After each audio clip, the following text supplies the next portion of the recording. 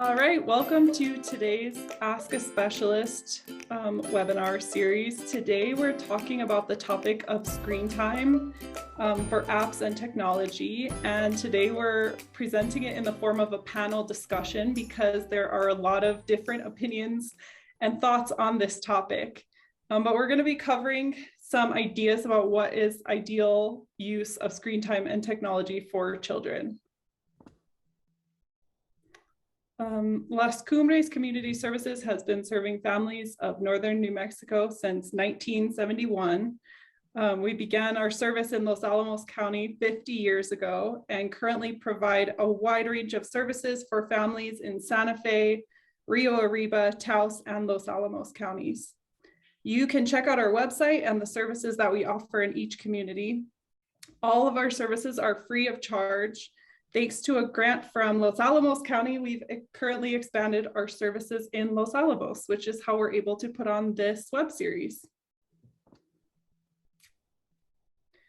To see other topics that we've covered in this Ask a Specialist series, you can visit our webpage, www.lascumbres-nm.org/askaspecialist. And on this page, you can see upcoming workshops, view YouTube videos of our past discussions about all different areas of child development. And there's also a spot where you can fill out a form and ask a question or suggest a topic that you're interested in. And we may cover it in a future Ask a Specialist series. We are moving to a once a month presentation schedule for our Ask a Specialist series starting next month in November. So stay tuned to our Ask a Specialist website to see the date and topic for that presentation in November. Las Cumbres also puts on a dialectical behavior therapy skills group, DBT skills group, every Thursday from 1 to 2. This is a really cool group meeting where you can build your stress and crisis management skills for free. It's a great community to learn some skills to help you deal with stress. Please complete the survey that we're going to put up in the chat to tell us what you think of this presentation and make suggestions for future presentations. So let's go ahead and introduce our three panelists. I'm here with Camille Sackett-Westcott, our occupational therapist, and Abby Nelson, our developmental specialist. I'm Teal Radford, I'm a speech therapist. Abby, do you want to introduce yourself and give us a little overview of your philosophy around technology? Sure. So I'm Abby Nelson, and I've been working in early intervention for over almost 6 years now. That's professionally. I am a parent of 4 children. 3 of my children had developmental delays and were later diagnosed on the autism spectrum. And that's where my background comes in my experience with children. And my philosophy is probably a little bit more liberal when it comes to technology in general with kids. I feel like we should utilize technology as a tool to assist with development and assist with kids in any way that we can. Obviously, there should be limits with technology, but I find myself to be probably a little bit more liberal than most. Camille, can you introduce yourself and give us some background about yourself and your philosophy when it comes to apps and technology? Yeah, I'm Camille Westcott, and for occupational therapy, I generally avoid using technology. If that's something that's part of people's lives already, I'm fine with continuing with that and getting what skills we can from that. But in general, that's not my go-to. I prefer real life experiences. I have 2 teenagers, and I also work at PT Plus with older kids. Thanks, Camille. As I said, my name is Teal Radford. I'm a speech therapist. I've been working at Las Cumbres for like 5 years now. And my outlook when it comes to apps and technology has always been kind of to follow a parent's lead. As we'll get into, there are specific recommendations around technology that I feel aren't always realistic for the lives that we lead. If you have an iPhone, they'll give like a summary at the end of every week and really show you how long you've spent on different apps and even on specific apps. And I think we can all relate to the feeling of knowing that we should be using technology less, but so much of our lives exist on technology these days that it doesn't always seem possible. So my philosophy towards technology is to try to use it in a way that is creative, rather than just consuming what's already out there. And that involves getting involved with your children using technology or using it to create something new rather than just consuming what's already been created. And I also think that the future is probably going to contain a lot of technology. So I know some of the parents that I work with feel that it can be an advantage for their kid to be really tech literate because that's the world that we're living in. So let's get into what these specific recommendations for technology are. The American Academy of Pediatrics is a professional association, a national association of pediatricians, and they put out a statement that's probably the most widely cited on what their recommendations for screen time with children are. And I've put some highlights up on here in the bullet points. So I'll just read through what it is that they're specifically recommending at this time for kids. They say for children younger than 18 months, 1.5 years, avoid the use of screen media other than video chatting. Parents of children 18 to 24 months of age who want to introduce digital media should choose high quality programming and watch it with their children to help them understand what they're seeing.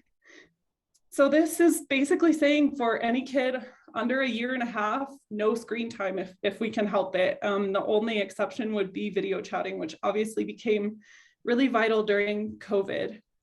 Between 1.5 and 2 years old, they're still recommending to limit it, but to also just pay attention to what technology you're giving them. For children 2 to 5 years, they're recommending to limit screen use to 1 hour per day, again, making sure that it's high quality educational programming. And again, being sure to co-view the media with your children to help them understand what they're seeing and apply it to real life situations. For kids aged 6 and older, place consistent limits on the time spent using media and the types of media, and make sure that it's not taking place of necessary daily activities like sleep, physical activity, and other behaviors essential to their health. We all know what it's like to have a kid that is addicted to their iPad or a phone. Designate media-free times together, such as during dinner or when you're driving, and also create media-free locations in your house, such as your kid's bedroom. So you're just setting limits on when and specifically where they can have access to a screen. And finally, have ongoing communication about online citizenship and safety, including treating other people with respect, both online and offline. So these recommendations, like I said, are widely shared with parents who are curious what kind of limits they should be placing on technology. But in real life, I think these recommendations are a little bit off base in terms of what families are actually doing, which can lead to a lot of guilt. So we want to talk about some ways to present and conceptualize technology use that keep these guidelines in mind and also work and make sense for you and your family. Camille, do you want to talk about some specific concerns that we have with technology? Yeah. When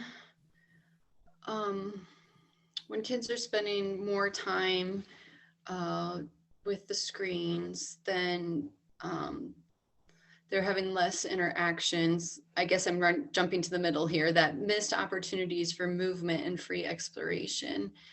And when you have less of those opportunities, they don't have as much opportunity to develop their attention span, their impulse control, particularly with games that are really fast moving and action packed, that contributes to that poor impulse control. For kids that really spend a lot of time with screens, it does lead to a reduced ability to read human emotions and interpret nonverbal communication. So we really need those interactive times. Like I see all the time the research on that it's important to have dinner with your family. And that's because you have that face-to-face communication, that interaction, the conversation, which is different than driving, where you don't get to have that eye contact. Sometimes you can see that poor expressive language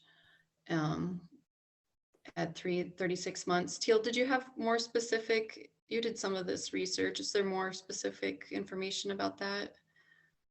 Yeah, so there is a correlation specifically for language development for toddlers.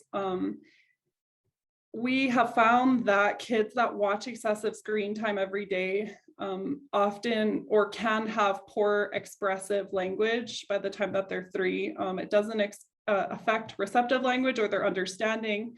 And in fact, a lot of parents do feel like it aids in receptive language and teaching certain concepts to kids. But it goes back to this idea of like passive screen time, where kids are just consuming content and they're not asked to interact with the material in any way. They're not talking about another living human, or not talking with another living human about what they're seeing. So it's really making them very passive communicators rather than active communicators. And there is a correlation in research that links less talking, especially for toddlers, as they watch more and more TV. Yeah, and I'm going to bring in a little bit of a devil's advocate here. Just when in terms of, being able to read human emotions and to interpret nonverbal communication. So for kids on the spectrum, that's something that they obviously already struggle with.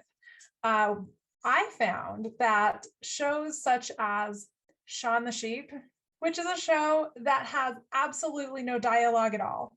It is all situational understanding and humor from situations, and understanding the story through watching, nonverbal communication. And I found that actually was very beneficial to my children because, learning to observe in real life can be overwhelming for some kids, but learning to observe, in watching a screen is less intimidating. And so so just as a devil's advocate, that there's some kids that can benefit from that. And I don't think that they would benefit from that from sitting in front of it alone, by themselves. I think that, doing it with them and enjoying it with them as part of and sort of walking them through it as well, isn't that funny, and laughing with them through these situations is beneficial. So there's my little devil's advocate on that. Yeah, and I really like that in the recommendations that they say when your little kid is watching shows and I think that's true at all ages, that you're there with them, you're interacting, you're talking about what's happening, and that's going to make a big difference. So the next one, lack of opportunity to develop self-regulation. So I think it's often a coping strategy to hand a kid a screen when they're struggling, and there are times where that is definitely, that's the way it's going to be. But it's important that we pick times also to work on other ways of calming yourself down other than using a screen. So taking a deep breath, moving on to something new, laughing about it. There's lots of different ways to deal with those emotions.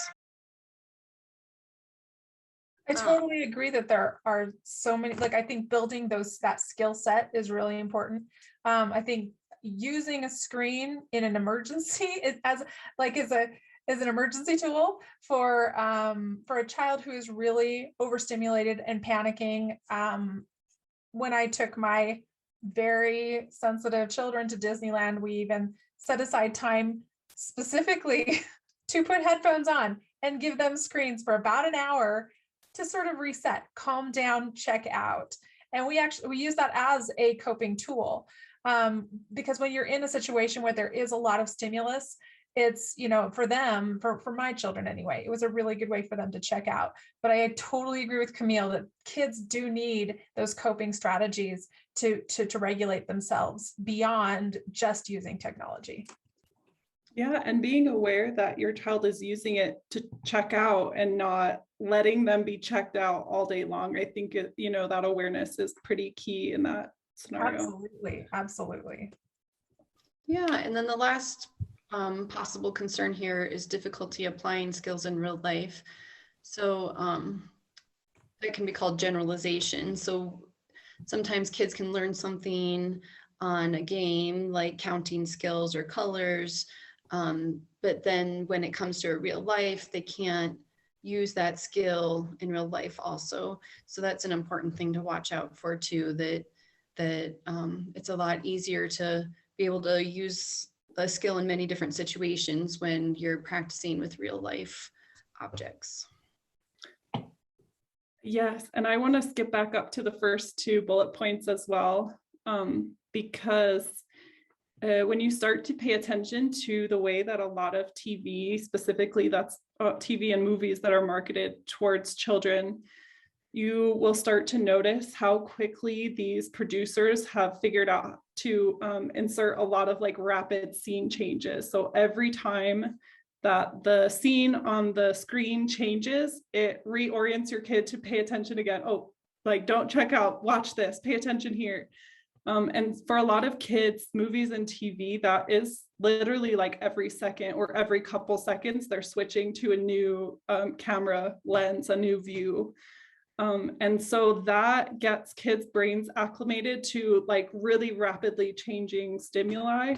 And that is research that's, ongoing, but it is related to some issues with attention span, that their brains just get used to needing a lot of explosions and bright colors and rapid scene changes. So that is something to watch out for, specifically in the content that you are allowing your kids to watch. There's actually a movement called slow TV, and it's reminiscent of like the Mr. Rogers style of TV production, where it's one camera following one person slowly, calmly, and they're not trying to get new angles and present a lot in a short period of time.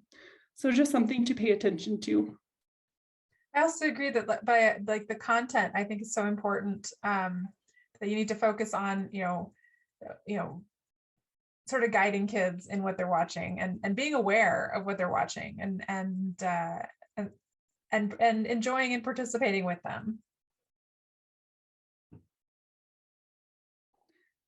So finally, I wanted to talk about what some of the actual real life trends related to screen time are, in contrast to what this American Academy of Pediatrics is actually recommending. Through surveys, research has found that the average American school-age child has 3 to 5 hours of screen time each day. For babies between 1 and 2, this number is shockingly 2 hours per day. And 40% of 4-month-old infants are already regular TV watchers.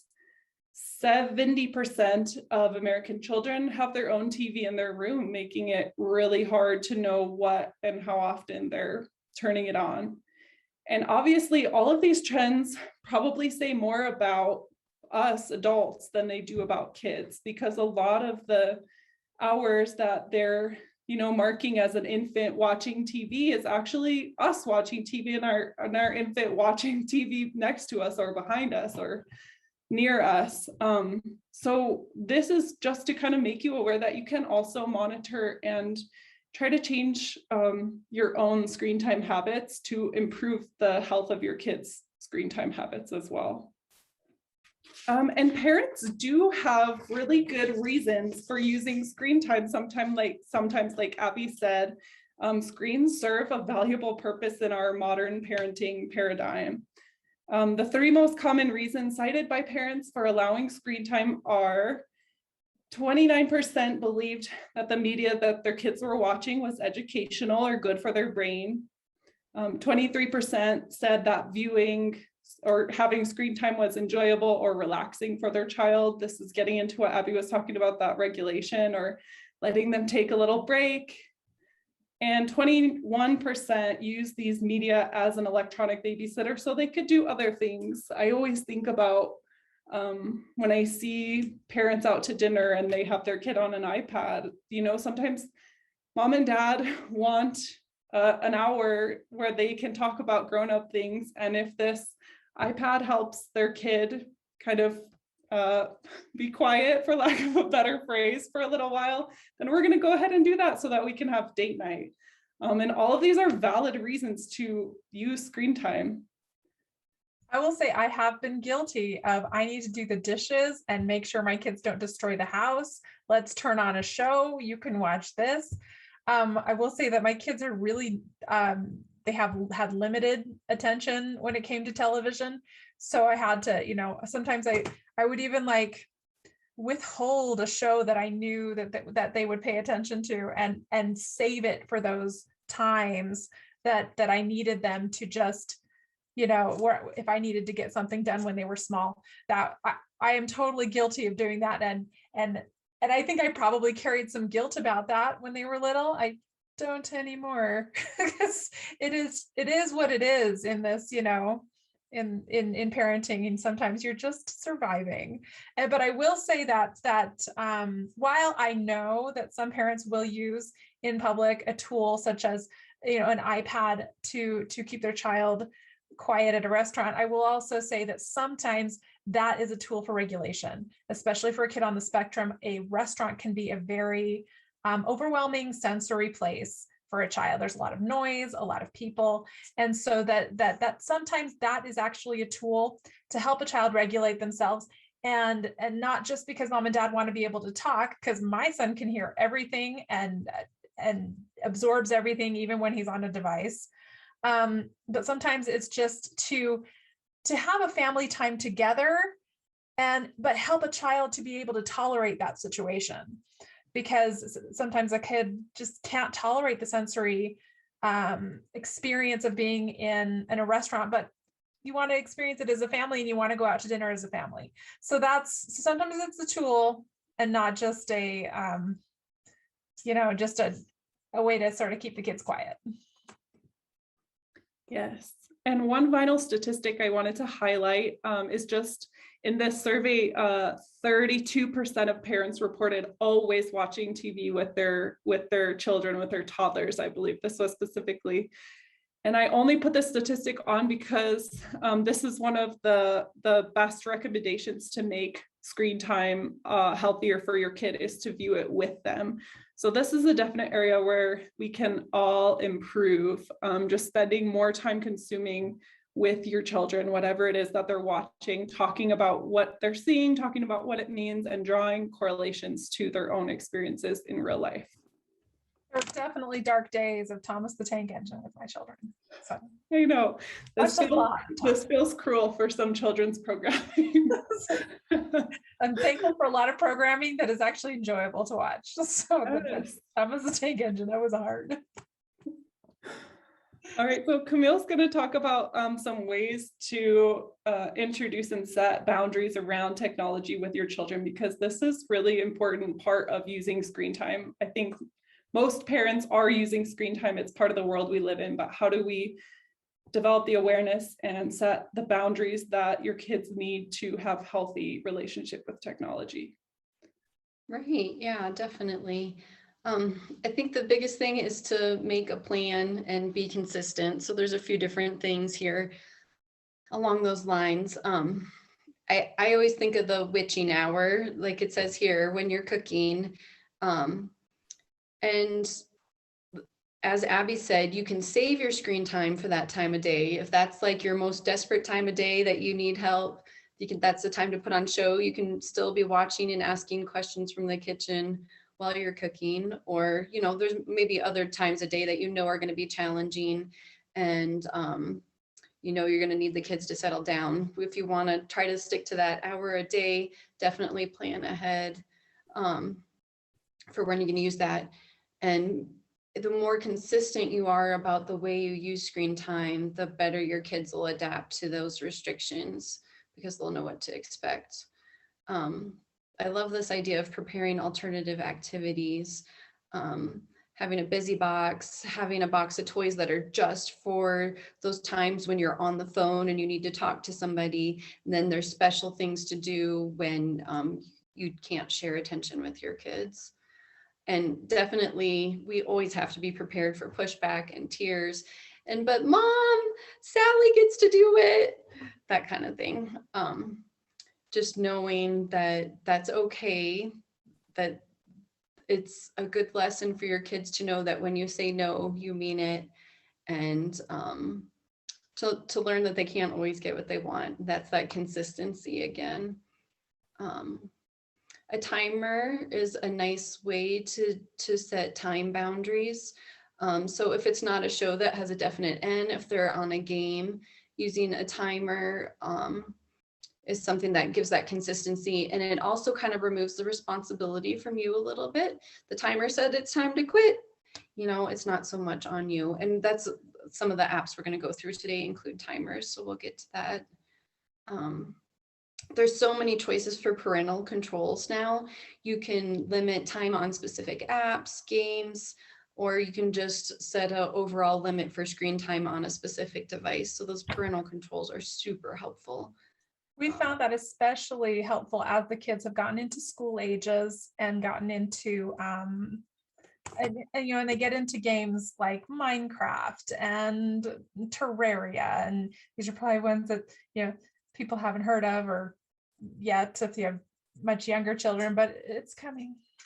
But, you know, as they get into these more involved games and more involved things, definitely setting those boundaries and setting those, but the parental controls on devices are my favorite. So my kids' devices turn off at 9 at night, and they basically turn into bricks at 9. And then in the morning at 7 o'clock, they turn back on, but during the school week, there's limited time, obviously, because they have homework and they have schoolwork. And so I would say just being aware of the content that they're, you know, looking at, the content of the games. I always check the games before and try them out myself before. And sometimes it ends up being a fun game and we end up playing it together. Like Among Us was a really fun one during COVID. That was a really fun game anyway, but I totally agree, like setting those limits is definitely important, and kids I think feel I think kids do well with structure, and I'm a huge fan of structure. Controls, or is it inaccessibility? So it's actually you can do it a lot of times through your carrier. Verizon does a parent plan. But you can also do it on the devices themselves. My kids use Apple products, and they all have parental controls that you can set on the device. So you can, when you purchase the device, you can set all of those limits. And so my kids can't download apps without, permission. It will actually send me a text if they want to download something, and I can either give permission or deny permission. But there's, so on the products that we use. And so, but on every device, there's a way to set parental controls. And even if you can't do it on the device, you can do it through your carrier. Awesome. Yeah, I'm a big fan of using guided access with my apps, like in therapy. Guided access is in your settings on an iPhone under accessibility. And if you switch the toggle on, it makes it so whatever app you pull up on the iPad is the only thing that it makes it so they can't push that home button and get into a different app that you didn't approve. So that is another little tip. Yeah, I didn't know that. It's a good one. That is a good tip. I actually didn't know that either. I don't have toddlers anymore. Handy. All right, the next one is having consistent boundaries for the location of using devices. So again, the research says that kids that have TV or devices in their room, computer, that they're more likely to use what's the word I'm looking for? Things that you don't want them to see, and to use the screens for a longer time because, you know, out of sight, out of mind, we're less likely to say, hey, it's time for you to get off now. So definitely being in the common living space is a really great way to attend to that. Yeah, we've set those boundaries with our kids. They are not allowed to use their phones in their rooms. Phones they have to stay in the family room. Even if they're playing a game, they need to stay in a common space. The only device my children are allowed to have in their rooms is a Kindle. I do have kids have kids Kindles, and the only content on there are books, and books that I approve of. Like, they can't just download books. It's books that I have to put on their Kindles. So they're allowed, because my kids can read. And so, but those also turn off at 11. So my kids aren't reading all night.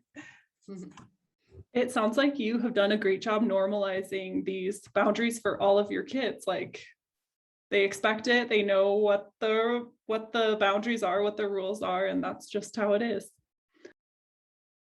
I will say though, I'm like, on the weekends, I really don't care. Like, if my kids want to like binge watch whatever on TV, well, not whatever, but you know, because like they were watching the new He-Man all last weekend, and it was torture for me, but you know what, I don't care. It's you know, they were enjoying themselves, and it was Saturday, and so I have to say there are times when I'm just like, whatever, I don't care. So it's not like I'm amazing mom or something. Like, there are times when I'm like, just go watch a movie. Like, but also my kids are teenagers and don't want a whole lot to do with me sometimes. All right. Yeah, it's good to be flexible. We can't all be on our guard all the time. And Abby, I think you already mentioned this last one, like basically with those parental controls, that you look at the app before the kid gets it on their device. You make sure that it's appropriate and appropriate for their developmental level for what they should be seeing at their age. And another important thing is you can actually set age content on devices a lot of times. Like, so if my kids do not have just access to the internet on their phones, that feature has been turned off, but you can set age limits on content, and it's not foolproof. It is not foolproof, but it's another tool that you can use. So we're going to get into actually showing you some of the apps that we will occasionally use in therapy or recommend for families to try to work on skills that are specific to the skills that we're trying to build in therapy. For each of these apps that we recommend, we're also going to present a little conversation about how you can work on these same skills outside of technology if you're trying to limit screen use. But one thing you'll notice about all of these apps is that they should all be used in conjunction with an adult. We're not saying that you can set your child in front of this app and let them just free-form interact with it and it's going to solve their language delay or their fine motor delay. These are tools, again, that we need to present to kids that include us, that include a social component in order to work. So we'll be demoing some of these apps for you. Most of the apps that we present today are free. We'll try to make note of which ones are paid apps. I was just going to pull up Waveflower on mine, just so you could sort of see what happens when you do like the reflection of my camera, but you can see what happens when you use Waveflower which is one of the devices that one of the apps that we use in therapy. It's to encourage kids to make sounds. So what it does is it just makes a visual every time a child makes a sound. it makes just a visual reaction that they can see. And this is to encourage kids to just make noise. And those are for those quiet kids who struggle, or they just are, you know, a little shyer about making noises. So that's a great tool. But again, it's something we want to do in conjunction with a parent. You know, it's you don't want them to just, I mean, and it might be something that's just fun for them. But it's I don't know, it's kind of fun for me too to watch it. I like it. So that's the point of using it as we give these as tools to parents to use with their kids. And another app that I use along the same vein is called Talking Tom. Talking Tom is a cat that repeats everything you say in a funny voice. So again, this is similar to Wayflower because for kids that aren't yet babbling, that are really quiet, not yet trying to make a lot of sounds, this can be a really great tool to just get them motivated to use their voice and start babbling or even copying words. So, but of course, there are ways to work on these skills outside of technology. Camille, do you want to give us some ideas for how we can work on this skill without an app? Yeah, I mean, most parents naturally do the things that you would want to do. So when your kid's making a noise, just echoing it back. And if you add in that surprised face or a big reaction when they make noises or are babbling, and just getting that interaction and that back and forth. And again, that face-to-face that really assists in that expressive communication. Yes, and I like sometimes talking into like a paper towel tube or a bucket for the same reason, because just like Talking Tom, it kind of changes what their voice sounds like, and that can be motivating for kids as well. Should we go on to the next one? Yeah. Yep.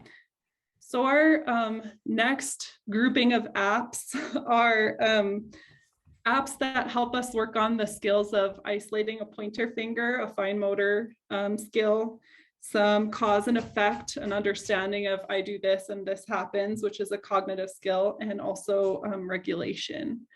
Do you want to show us these apps, Abby? Yes. So Baby Bubbles is one of my favorite. It actually makes noise, which I'm not a huge fan of. It makes like laughing baby noise that sounds a little creepy to me. This is what I love. I love this as a quiet app. So I tend to turn the sound down. But Baby Bubbles is great because all it is popping bubbles. And what we're looking for in recommending this app is isolating a finger to pop these bubbles. And every kid loves to pop bubbles. And this is just a fun way to encourage kids to isolate that finger, because sometimes that's hard for kids to do. The thing I also really like about it is when you do it on your phone, it actually will give you a little feedback. It'll buzz, you know, so it gives the kids a little bit of sensory feedback. So I will use this sometimes as a tool for kids to regulate when they're stressed, because that sensory feedback on a phone tends to sort of grab their attention. And so if they're, upset about something or they're struggling, so I'll use it when we're doing hearing screenings because it's a quiet app and so it doesn't interfere. So it just sort of takes their attention a little bit and helps them to sort of regulate in a situation that might be uncomfortable. But it's also a tool to do this. The fart cushion one is the same thing. It's the idea of isolating the finger. Sometimes some kids really enjoy a lot of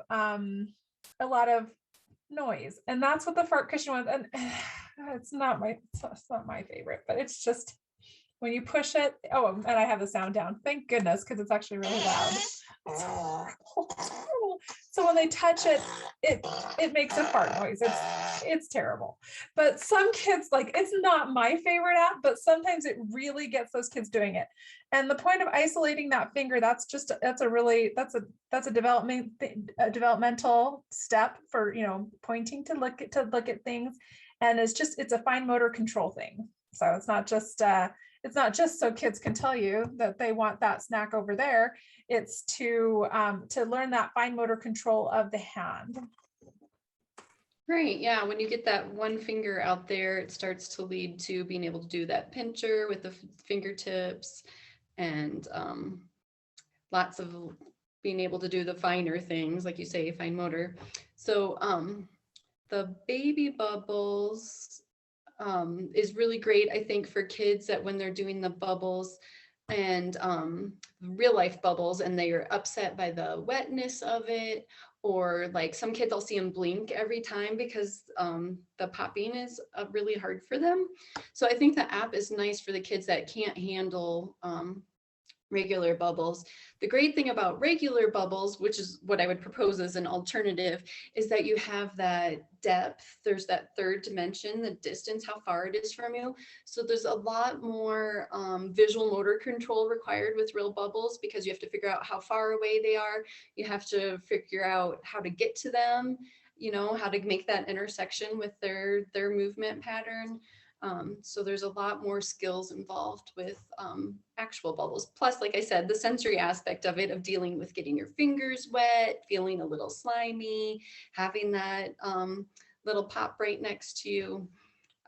So the real life bubbles are great for a lot of skills, additional skills.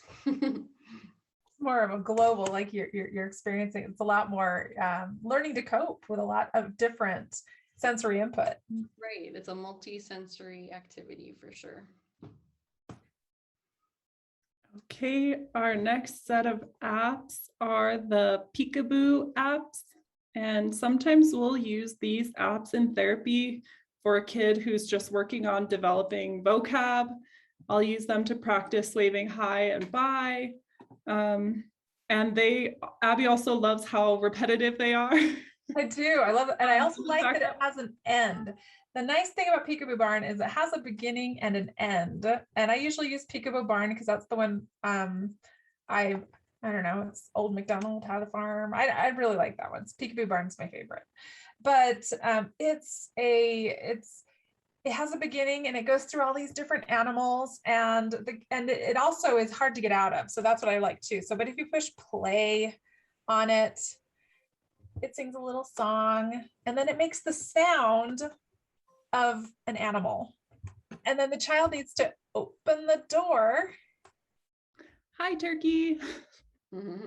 And then in a child's voice, it says turkey. I have the sound down kind of quiet on this, so you probably can't hear it.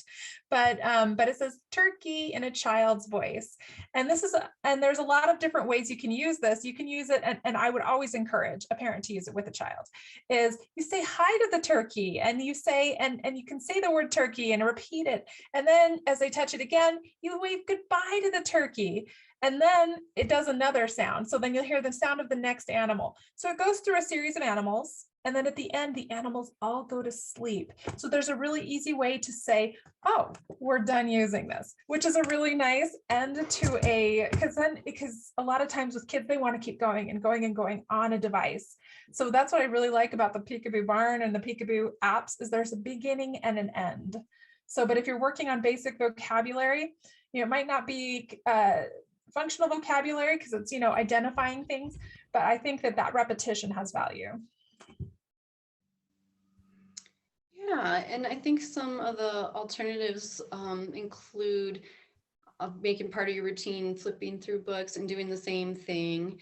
And I was just remembering Patty did a Ask a Specialist and talked about how because kids are having so much screen time that their fine motor skills aren't developing as well. And they're seeing when kids get to kindergarten, they don't have as good as fine motor skills for writing and the other things we want them doing. So that turning the pages, same thing, beginning and end, pointing to the pictures. We also love like the short little songs that have actions with them, like Ring Around the Rosie. It's a nice little routine with the beginning and end, and the kids can really anticipate what's coming next, but have to wait for that part where you get to fall down. All the songs we do with hand motions are really wonderful, like Itsy Bitsy Spider, everybody's favorite, The Wheels on the Bus, and Baby Shark. We can get all even those singing Old MacDonald is a great song, because then the kid gets to pick what animal comes next, and you're still working on those animal sounds. I think that also has so much value. Yeah, I think a lot of people now, when they do music, they're doing it on their phone, but I think there's a greater benefit even if you don't have a beautiful singing voice. I do not have a beautiful singing voice. My kids still enjoyed hearing me do music because they didn't have that, they didn't care whether my voice was good or not. So it's so nice when you sing with your kids, because again, you're getting that face-to-face interaction. It's easier for them to imitate you than it is somebody on that they're watching on a device, and they're more likely to imitate you as well. So it's a beautiful interaction when you're singing with your kids. Our next grouping of apps are apps that are AAC, augmentative and alternative communication. These are apps that are specifically very therapeutic. I wouldn't recommend them for any kid that is talking or signing in another method. But for kids that are delayed in their speech and getting super frustrated, sometimes we recommend using pictures, pointing to pictures to communicate what it is that they need. I think these are a beautiful tool for kids who, and again, I agree with Teal. These are tools that come into play when kids are not using words and they are not using signs. This is sort of a next step for communication until we get those signs, until we are able to get those words in, to reduce frustration for a child who desperately wants to communicate and is having breakdowns. This is what I would recommend. I'm going to demonstrate Card Talk, as that's the one I'm more familiar with. And this is the one I recommend. So it has a variety of pictures, and there's also a variety of like foods and situations. You can also make your own. But one of my favorites to start out with is just yes and no. So you have the yes, no, and it says the word, so they can touch it and it can communicate yes and no. And that's just a very basic communication that when they understand that can reduce a lot of stress for them.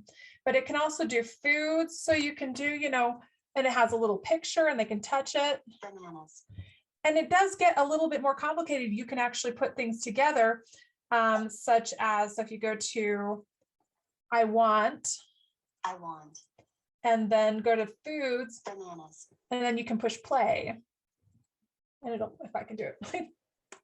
I want bananas. So I want bananas. So it's a way of communicating. It's not something that I would recommend unless we have a child who does not have the words, does not have the signs, but is experiencing a great deal of frustration about not being able to communicate. This is an example of choice boards. It's another really simple AAC app that you can put together with your own photos. I created this choice board for a kid in therapy who I was giving him the choice of what activity he wanted to do next in therapy. So same idea. And if your child needs AAC, I want to note here, please do not try to limit their screen time when it comes to their AAC device. We want them to have access to these pictures anytime they want and need. And as a side note, my professional opinion as a pediatric speech therapist is that most toddlers do better with physical pictures than an app where there's all these other enticing things on the phone or on the iPad. So for the majority of toddlers, I recommend using something really low tech, like printing out pictures.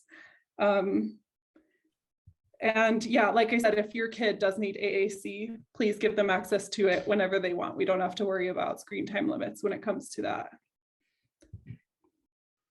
Yeah, and I was just going to say for alternatives that, I mean, clearly if your kid needs these, they need them, but sometimes kids aren't ready for the pictures that are representative. So having the physical objects sometimes can be a first step. Like, do you want this cereal or that cereal, holding up the choices, which is something we do with kids anyway.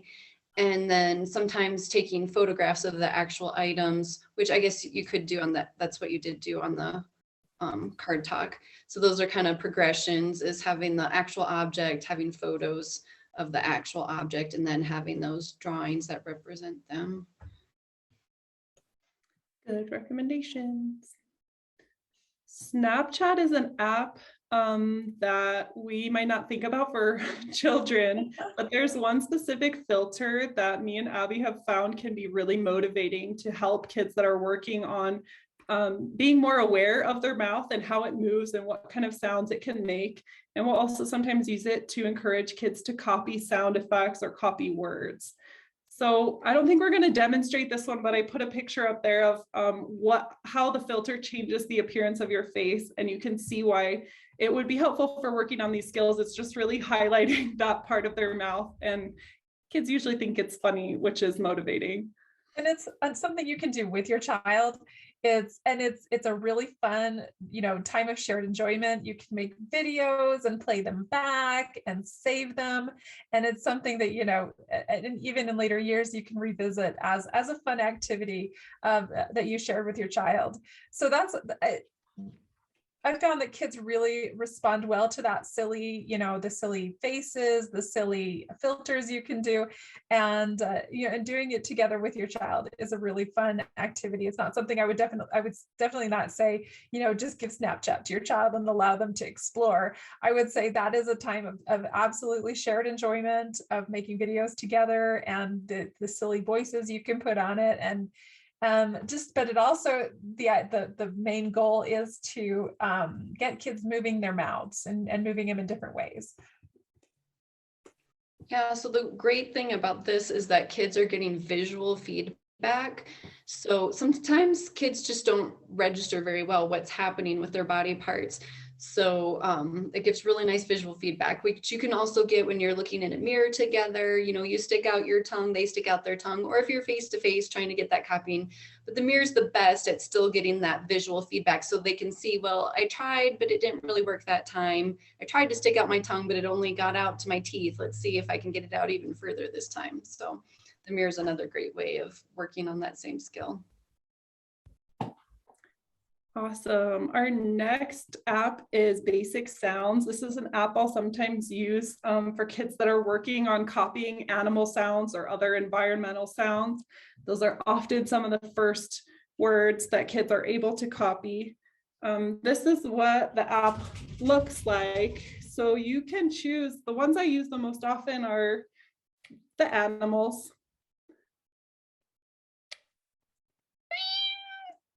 So it just provides a little example of different sound effects. And you can also choose household sounds like a blender.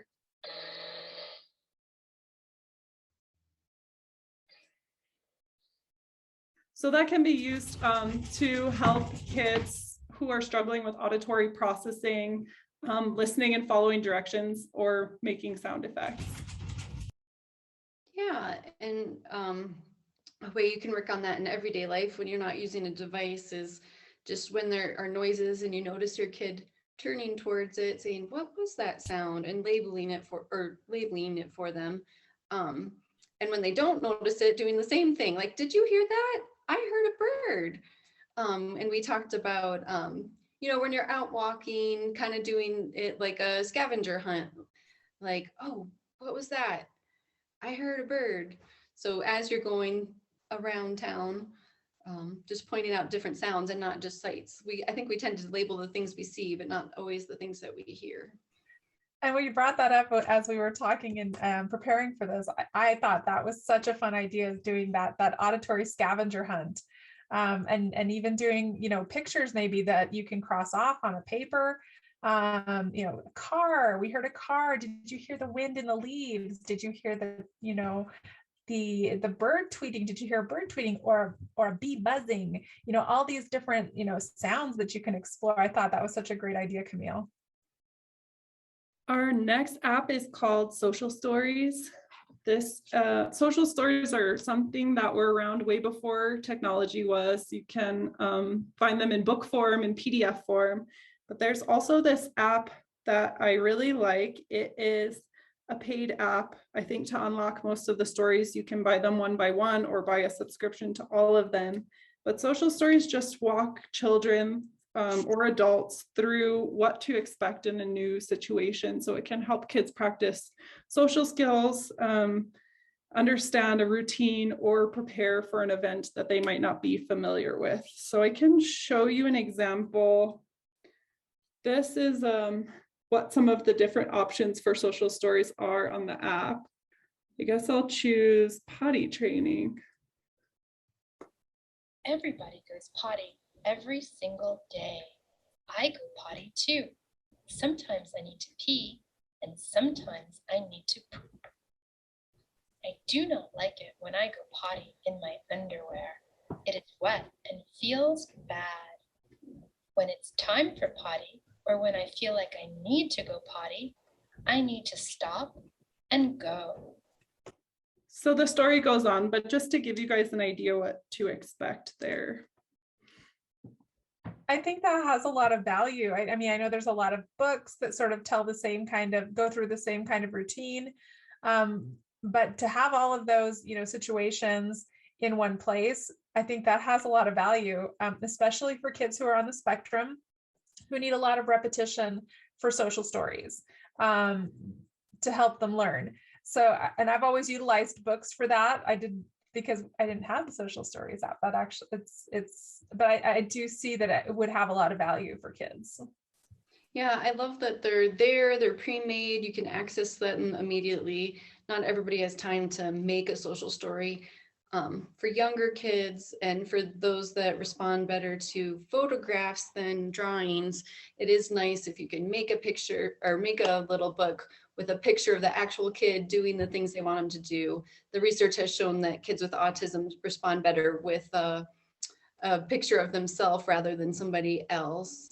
So kind of modeling those skills that we want to see in this situation. You can make one with photographs with the kid's name, can be even more helpful, but I totally agree. Yeah. Something right now. So that's the great thing about this app is it's ready right now. You can start using it immediately. Which sometimes, and sometimes that's really important. It's just like, okay, I don't have to do all this work, but I agree that having a picture of themselves does have value. There's so much value in that as well.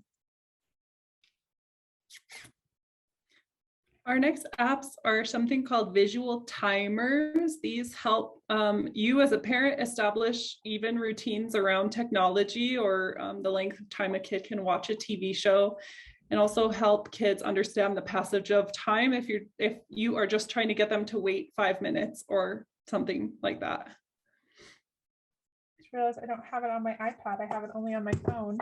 Can show visual timer. This one is less kid-friendly version, but it just lets you set the timer for the amount of time that you want.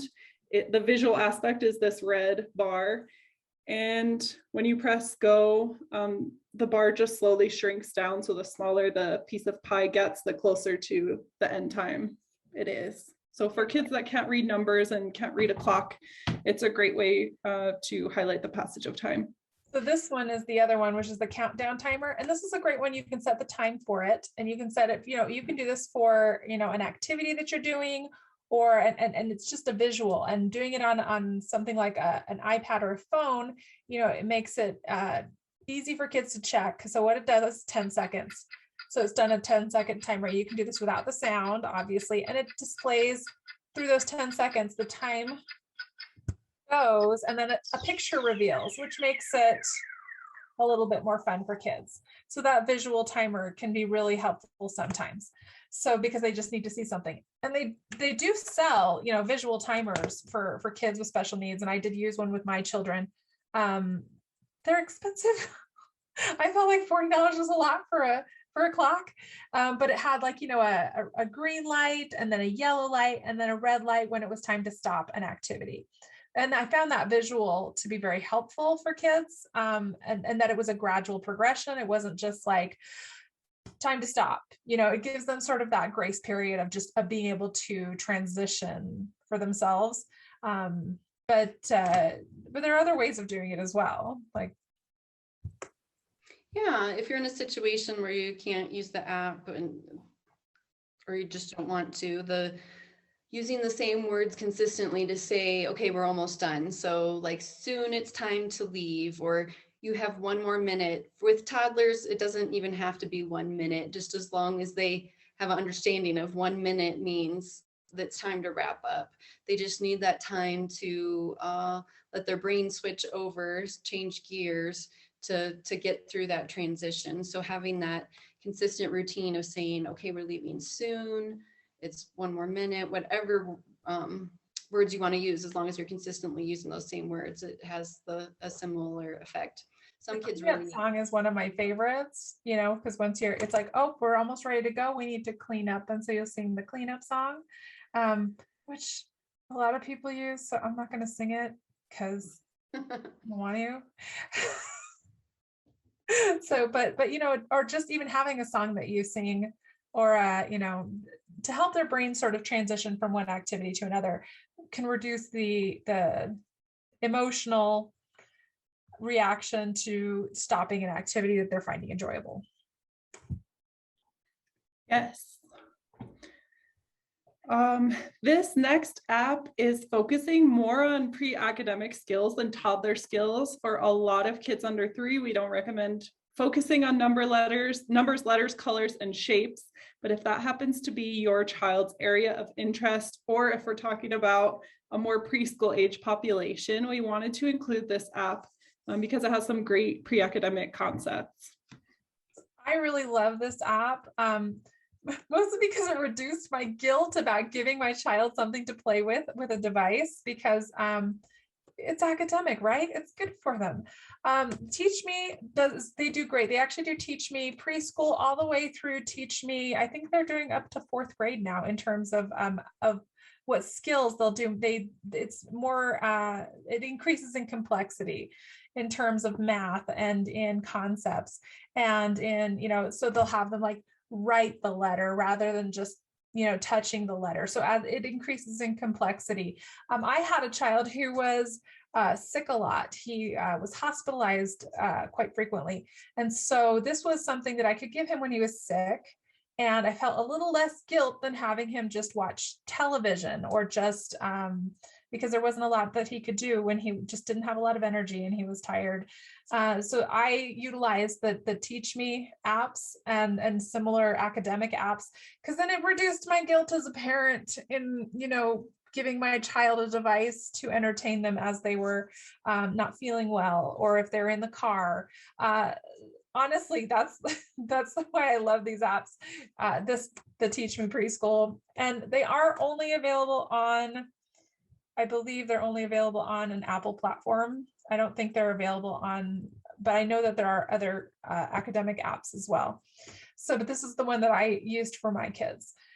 So, and there are, I'm sure there's a lot of real life ideas that Camille's going to give us, so, which will increase my guilt.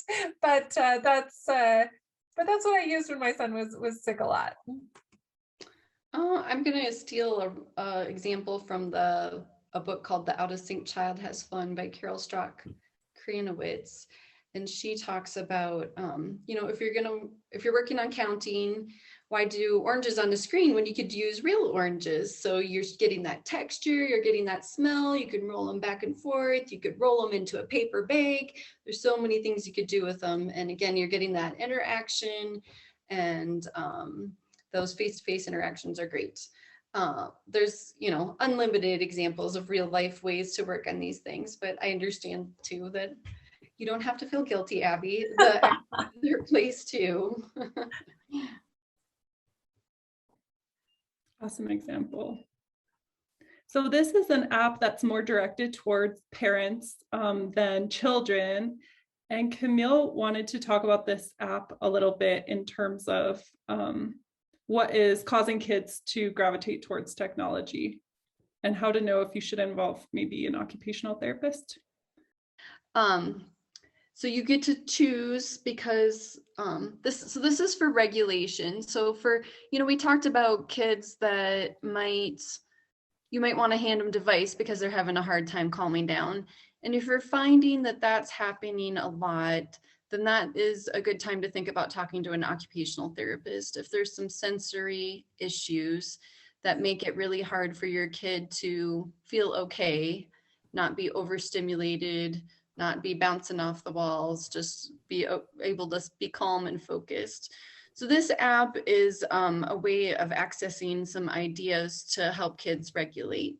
So what works for one person doesn't necessarily work for another, so you can set up several profiles. So for example, eating something crunchy might be calming for one person and it might be activating for another person. So that's why you need different profiles.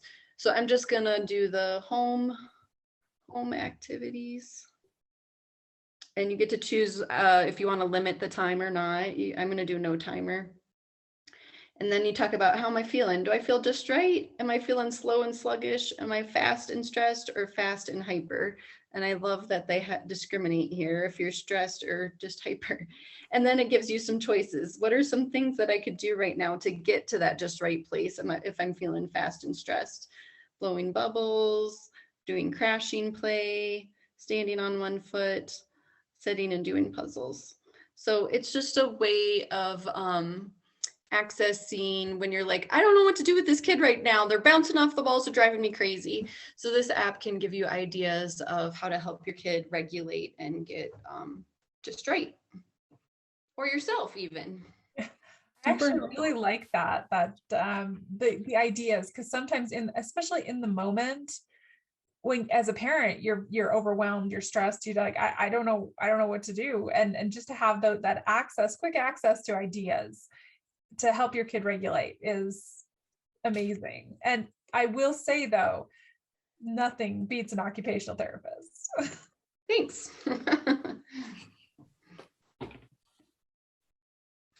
All right, so I think our goal when we're talking about screen time is kind of like having a balanced diet here. Like, I know this is the old-fashioned food pyramid, but I think it gives a nice comparison. So the fats and sugars are at the top, like that's the dessert that we don't need it, but it's nice if we can have it. And it's the same thing with screen time. We don't need screen time, but it's nice when we can have it. And the things we want to focus on outside of screen time are having outings into the community, that interactive FaceTime. We talked a lot about that today, and playing with real objects. So, you know, it really depends on the family. Some families are more homebodies, I'll say. So the outings are going to be more towards the top of the pyramid. And some of the families, we're more of the homebodies. So that's us, my family. But some people I know are on the go all the time, and that's okay. You know that your balance is going to look a little different than mine, but all of these are components of a balanced sensory diet, you know, having all those opportunities in your daily life. Yeah, and I love that. Thinking about Sorry.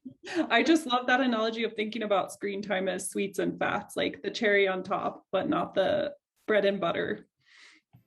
Yeah, absolutely. I really liked it when we the balanced diet idea of approaching it that way, and approaching it as a tool, not as a constant, and using it in a way that is productive.